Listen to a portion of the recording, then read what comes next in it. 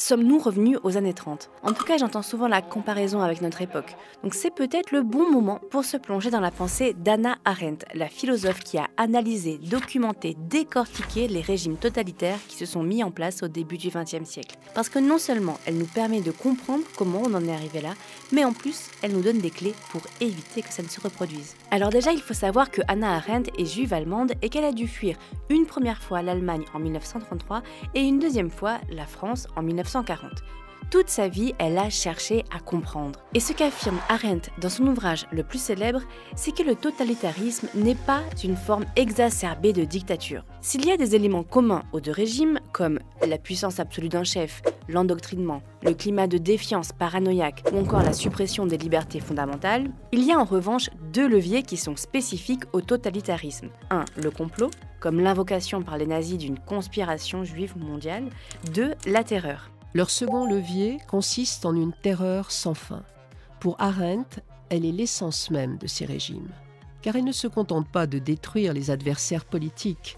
Elle englobe ensuite dans la catégorie de suspects ou d'ennemis objectifs la population tout entière, chacun devenant en quelque sorte l'espion ou l'agent provocateur de n'importe qui. Et c'est là que le totalitarisme est très spécifique. Il ne se contente pas de contrôler les institutions, il cherche à s'emparer de la société, y compris des pensées et des croyances des individus. Et c'est justement dans ce contrôle des individus que surgit un concept élaboré par Arendt, qui a été très critiqué car il minimiserait la responsabilité individuelle, c'est celui de banalité du mal. En 1961, Arendt assiste au procès d'Adolf Eichmann, un haut fonctionnaire nazi impliqué dans la déportation massive des Juifs.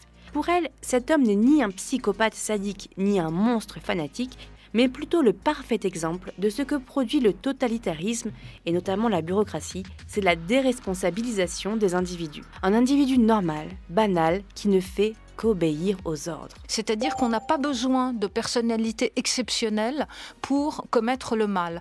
En revanche, on a besoin de certaines situations, et ce qu'elle dit d'Eichmann, ce qu'elle lui reproche, ce pourquoi il doit être mis à mort, mis à part le fait qu'il a participé, il a été l'un des grands acteurs de l'extermination des Juifs, c'est finalement qu'il a refusé de penser. Arendt a toute une réflexion sur le travail, justement, parce qu'après tout, Eichmann s'est défendu en disant qu'il ne faisait que son travail. Ce contre quoi elle nous met en garde dans le phénomène travail, c'est la manière dont il produit une déshumanisation. Pour comprendre ça, il faut déjà expliquer que pour Arendt, il existe une distinction entre le travail, l'activité utilitaire répétitive que nous faisons pour gagner de quoi vivre, l'œuvre, ce qui perdure, ce qui nous survit, que ce soit un bâtiment, une pensée philosophique, une table ou de l'art. Et enfin, l'action, ce qui permet à l'humain de s'élever, c'est l'action qui est au cœur de la politique et de la liberté. Arendt critique notre époque moderne, dans laquelle l'œuvre et l'action sont négligées, ce qui conduit à l'aliénation du travail. L'humain, réduit à sa fonction de travailleur, devient un animal laborant, ce qui rend possible la déshumanisation dont elle parle. Et c'est pour ça qu'elle lie le travail au totalitarisme. Il est dans la nature même du gouvernement totalitaire de transformer les hommes en fonctionnaires, en simple rouage de la machine administrative et ainsi de les déshumaniser. Alors, comment lutter contre cette aliénation ? Pour Arendt, cela passe par l'action, l'activité la plus élevée de l'être humain. L'action permet aux individus de se dévoiler aux autres et de les découvrir, d'interagir avec eux et donc de faire un monde commun. Bref, c'est l'essence même de la politique. Arendt ne s'arrête pas là, car pour elle, c'est aussi l'action qui rend libre. Être libre et agir ne font qu'un. Elle critique d'ailleurs ceux qui réduisent la liberté à une affaire individuelle qui se définirait simplement par l'absence de contraintes.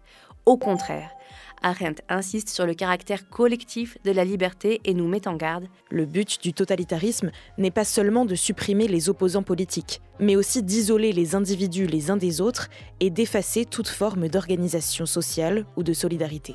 Bref, pour lutter contre les régimes totalitaires, le mieux, ça reste donc de penser, de débattre et de s'engager collectivement. Et pourquoi pas commencer par écouter à plusieurs ces émissions sur la pensée d'Hannah Arendt.